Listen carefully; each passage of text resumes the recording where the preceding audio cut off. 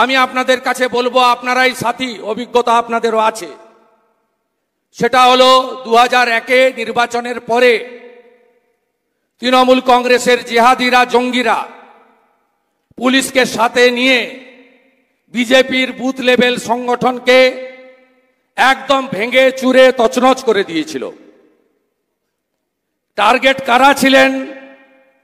বুথের যুবক ছেলেটি, বুথের মহিলা কর্মীটি, পোলিং এজেন্টটি, কাউন্টিংয়ে যাওয়া আমার ভাই বা বোনটি, বুথ সভাপতি, শক্তি কেন্দ্র প্রমুখ নিচের তলাকে শুইয়ে দিয়েছিল একদম অত্যাচার করে।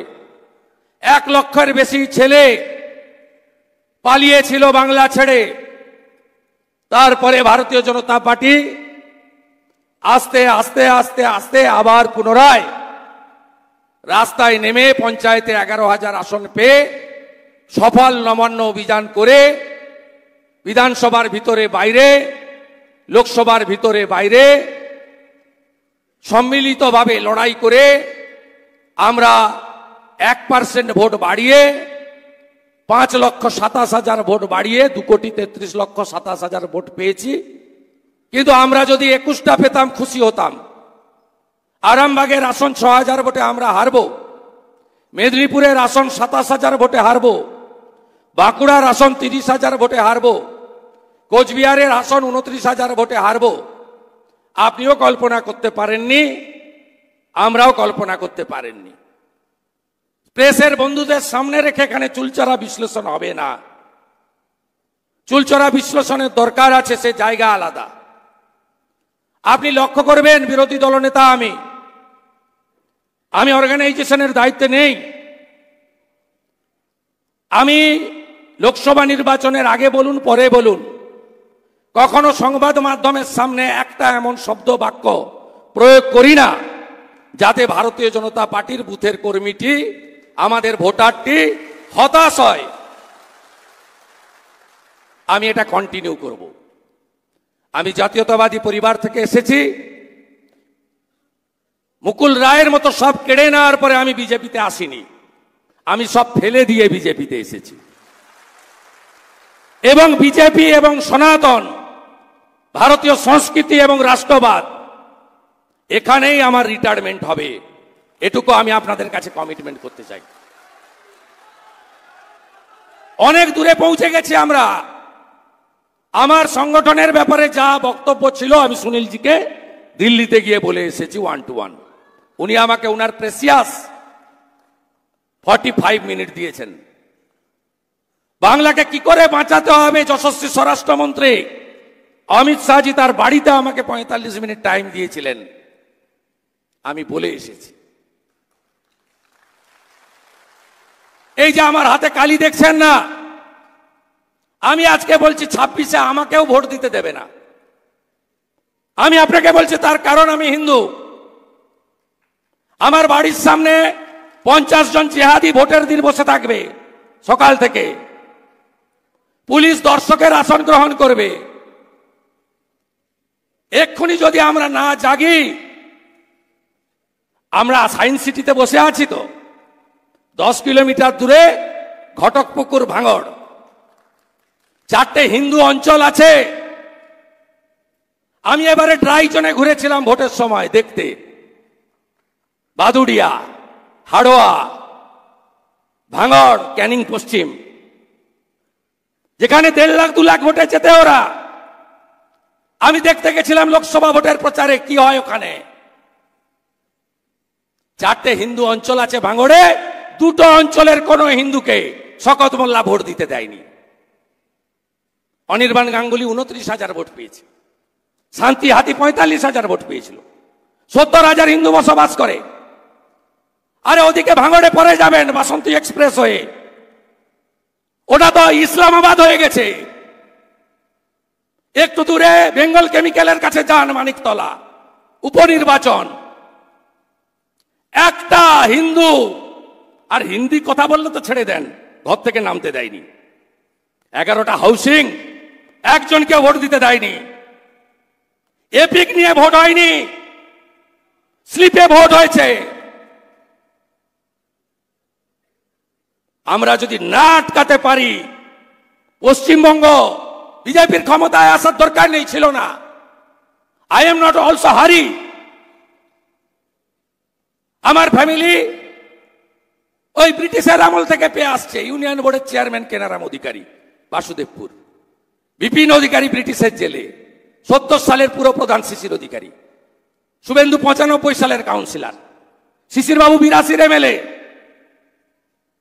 2 বার এমপি, 4 বার এমএলএ। আমার উই ডোন্ট নিড এনিথিং,